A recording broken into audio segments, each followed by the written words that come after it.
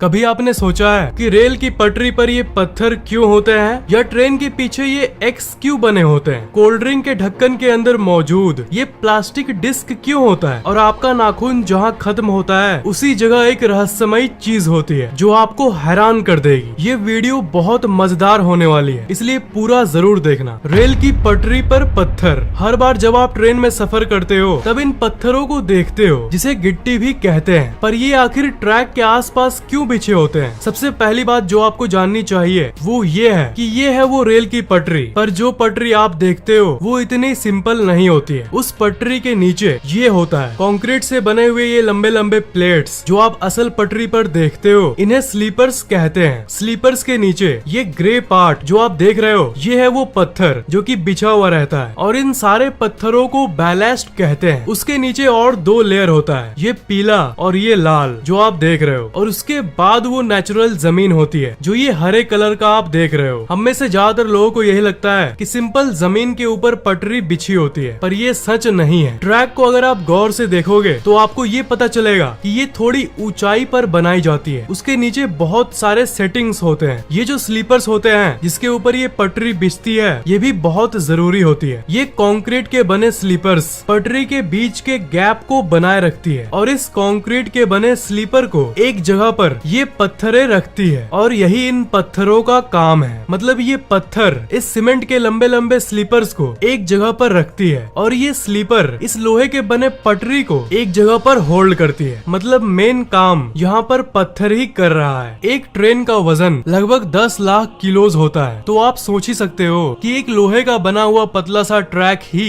इसे नहीं संभाल पाएगा। एक ट्रेन को संभालने में इस लोहे का और इस कंक्रीट के बने स्लीपर का और इन पत्थरों का, इन सब का मिल के योगदान होता है। पर देखा जाए तो फैक्ट ये है कि सबसे ज्यादा लोड इन पत्थरों पर ही जाता है। ये पत्थर ही वो चीज है जो ट्रैक को एक जगह पर फिक्स रखती है। पर रेलवे ट्रैक के नीचे कोई भी ऐसी वैसी गिट्टी का इस्तेमाल नहीं किया जाता। अगर इन गिट्टियों के बदले गोल गोल सॉफ्ट पत्थरों का इस्तेमाल किया जाता तो वो एक दूसरे से टकराकर गोल गोल घूमने लगते और पटरी एक जगह पर नहीं रह पाती। ट्रेन के वजन के चलते पटरी भी हिलने लगती। इसलिए स्पेशली नोकीले और रफ पत्थरों का इस्तेमाल किया जाता है जिसके कोने गोल ना हो, जिसे कि गिट्टी कहते हैं, ताकि जब भारी ट्रेन उस पर से पार हो तो ये नोकीले पत्थर आपस में अपना अकड़ बनाए रखें, जो कि गोल पत्थर नहीं कर सकते। और इस अकड़ के चलते चलती हुई ट्रेन चाहे कितनी भी भारी हो, ये लोहे का बना हुआ पटरी और ये स्लीपर एक जगह पर फिक्स रहता है। इस पत्थर का और एक काम है, जैसा कि आप जानते होंगे कि अगर गिट्टी नहीं दी जाए तो ट्रैक का कुछ ऐसा हाल होगा, वो घास और पेड़ पौधों से भर जाएगा। तो वो पत्थर इन्हें भी उगने से रोकते हैं और घास को जमने से रोकने के साथ साथ ट्रैक के आसपास पानी के जमाव को भी रोकते हैं। तो अगली बार ट्रेन से सफर करो तो एक बार इन पत्थरों को सैल्यूट कर देना, और लोहे के बने ट्रैक के बदले इन पत्थरों को नोटिस करना कि कैसे ये पटरी को एक जगह पर रखते हैं। पर और एक बात आपके मन में आ रहा होगा कि मेट्रो ट्रेन जो होते हैं उसके ट्रैक में तो इन पत्थरों का इस्तेमाल नहीं होता। तो बात ये है कि जो डायग्राम मैंने आपको दिखाया ये मेट्रो ट्रेन में फॉलो नहीं होता है। डायरेक्ट स्लीपर्स को रखने के बाद ट्रैक को रख दिया जाता है बिना किसी गिट्टी के। ज्यादातर मेट्रो ट्रेन अंडरग्राउंड या फिर ब्रिज पर बने होते हैं, इसलिए पत्थरों का इस्तेमाल नहीं किया जाता, क्योंकि मेट्रो का ये ट्रैक मिट्टी के जमीन पर नहीं बना होता। इसलिए यहाँ न पेड़ जमने का प्रॉब्लम होगा और न ही पानी जमने का। और जनरली मेट्रो ट्रेन का वजन नॉर्मल से कम होता है और वो छोटे छोटे क्यूट से होते हैं, इसलिए यहाँ मेट्रो ट्रेन के पटरी पर इन पत्थरों की जरूरत नहीं पड़ती। ट्रेन के लास्ट डब्बे पर एक्स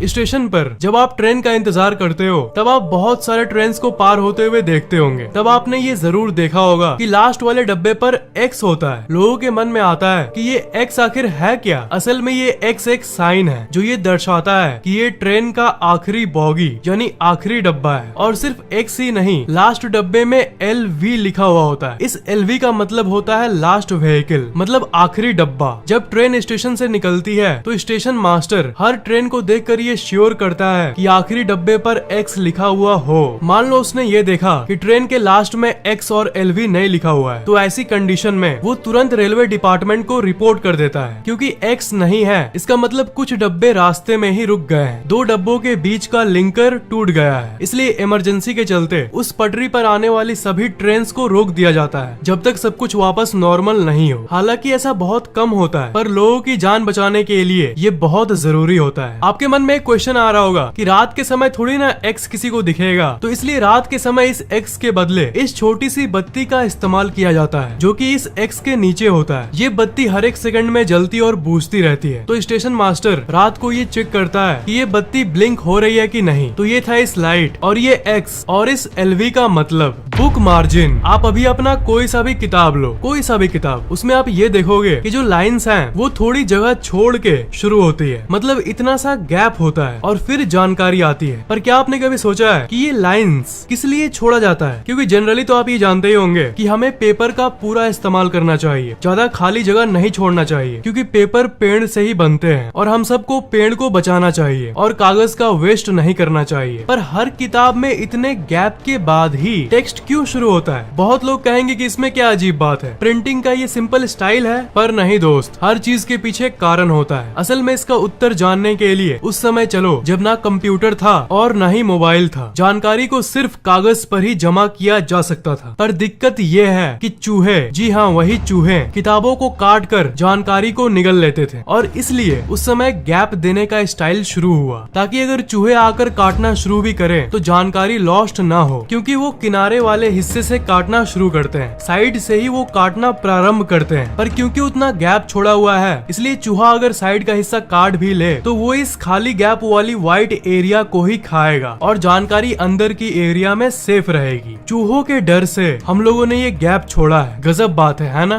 बॉटल के अंदर वाली प्लास्टिक रबर डिस्क, आपने जरूर देखा होगा कि आप जो कोल्ड ड्रिंक खरीदते हो उसका जो कैप, जो ढक्कन होता है, उसके अंदर एक रबड़ का ऐसा डिस्क होता है। ये डिस्क एक्चुअली में एक प्रेशर सील का काम करता है, मतलब एक ऐसी चीज जो कि कोल्ड ड्रिंक को और उसमें मौजूद गैस को बाहर निकलने से रोकता है। वही एक चीज है जो कि बॉटल को एयर टाइट बनाता है, ताकि बाहर का हवा उसमें नहीं घुस पाए। सिर्फ ढक्कन अगर हो और ये डिस्क ना हो तो अंदर का गैस थोड़ा थोड़ा बाहर आना शुरू हो जाएगा। पर वो गोल्ड डिस्क एक्चुअली में एक्स्ट्रा प्रोटेक्शन देता है, ताकि थोड़ी सी भी गैस अंदर से बाहर ना निकले। बैग पर बना हुआ डायमंड, सारे बैग्स पर तो नहीं, पर आपने ज्यादातर बैग्स पर देखा होगा कि ऐसा डायमंड शेप का डिजाइन उसके ऊपर बना हुआ रहता है। ज्यादातर लोगों को लगता है कि ये सिर्फ डेकोरेशन यानी सिर्फ डिजाइन के लिए बनाया हुआ होता है, पर नहीं। इसकी फैक्ट जानने के लिए थोड़े समय पहले चलो। पहले के समय में बैग ज्यादातर वो लोग इस्तेमाल करते थे जो हाइकिंग और क्लाइंबिंग करते थे, यानी जो पहाड़ों पर जाते थे एडवेंचर के लिए या फिर रिसर्च के लिए। उन्हें बहुत सारा सामान लेके जाना पड़ता था, जिसमें कोई कोई सामान बैग के अंदर फिट नहीं होता था। इसलिए बैग बनाने वाले ऐसे डायमंड शेप बनाते थे ताकि लोग अलग अलग सामानों को, जैसे एक्स्ट्रा जूतों को, ऐसे टांग पाए। और किसी किसी हाइकिंग बैग पर तो ऐसे बहुत सारे एक्स्ट्रा डायमंड्स बने होते थे ताकि वो बहुत सारे एक्स्ट्रा सामान को टांग पाए। जो इस फैक्ट को नहीं जानते वो ऐसे डायमंड को देखेगा तो उसे तो ऐसे ही लगेगा कि ये सिर्फ डिजाइन के लिए बनाया गया है, पर सच्चाई तो कुछ और ही है, जो कि है कि ये एक्स्ट्रा चीजों को कैरी करने के लिए बनाया गया है। नेल क्यूटिकल्स, आप अभी अपने नाखून को ध्यान से देखो। जहाँ से नाखून शुरू होता है वहाँ से लेकर थोड़ी दूर तक ऐसी पतली लेयर होती है। हो सकता है कि आप अपने सारे अंगुलियों में नहीं देख पाओ क्योंकि ये बहुत पतला और छोटा होता है, पर एक न एक अंगुली में आप ये जरूर देख पाओगे। ध्यान से देखना, इसे क्यूटिकल्स कहते हैं। ज्यादातर लोग इसे यूजलेस चीज मानते हैं और बहुत लोग तो बारीकी से अपने क्यूटिकल्स को हटवा भी देते हैं ताकि उनका नाखून एकदम परफेक्ट दिखे। पर एक्चुअल साइंटिफिक फैक्ट की बात करें तो वो आपके नाखून के हेल्थ के लिए बहुत जरूरी होता है। असल में ये क्यूटिकल एक सुरक्षा कवच की तरह होता है जो कि आपके उस जगह को बैक्टीरिया से बचाता है जहाँ से आपका नाखून शुरू होता है। उस क्यूटिकल के बिना आपका नाखून का जो जड़ है जहाँ से वो शुरू होता है उसमें कई तरह के बैक्टीरिया एंटर कर सकते हैं, इसलिए वो क्यूटिकल आपके लिए जरूरी है। पैन के हैंडल पर छेद, आपके किचन में अगर ऐसी कोई पैन होगी तो उसके हैंडल पर इस जगह पर आपने इस छेद को जरूर देखा होगा। आपको क्या लगता है ये सिर्फ डिजाइन के लिए होता है? सिर्फ पैन में ही नहीं, ऐसे जितने सारे बर्तन होंगे उनमें से ज्यादातर में छेद यानी होल रहती है। 90% लोगों के दिमाग में ये आता है कि ये टांगने के लिए बनाया जाता है, पर असल में ये इसके लिए नहीं बनाया गया। हाँ, टांग सकते हो, पर असल वजह इज समथिंग एल्स। इसका असल वजह ये है, ये स्पून यानी चम्मच को अटकाने के लिए होता है, ताकि जब आप कुछ बनाते हो और बीच में खाने को चलाते हो यानी स्टीर करते हो तो आप स्पून को वहीं पर फंसा पाओ। अगर आप खाने को चला के स्पून को कहीं और रख दोगे तो फिर वो लिक्विड इधर उधर लग जाता है और पूरा मेस हो जाता है। लेकिन अगर आप ऐसे रखोगे तो स्पून से अगर कुछ चुएगा भी तो वो उसी में जाके गिरेगा। इरेजर का ब्लू पार्ट, जी हाँ, उसी इरेजर की बात कर रहा हूँ जिससे पेंसिल का लिखा हुआ मिटाया जाता है। ऐसे जो इरेजर होते हैं जो 2 कलर्स के होते हैं, रेड और ब्लू, इसने मुझे बचपन में बहुत परेशान किया है। बहुत लोगों के मुंह से आपने सुना होगा कि ये जो ब्लू पार्ट है ना, ये पेन की इंक को मिटाने के लिए होता है। अगर आप पेन से लिखा हुआ इसे मिटाने की कोशिश करोगे तो ये आपके पेन से लिखी हुई चीज को और भी खराब कर देगा। ये 2 पार्ट असल में अलग अलग कामों के लिए होता है। इरेजर का ये रेड पार्ट नॉर्मल पेंसिल के लिखे हुए को मिटाने के लिए होता है, मतलब एक नॉर्मल इरेजर। पर ये जो ब्लू पार्ट है ये असल में नॉर्मल कागज से अलग, यानी जो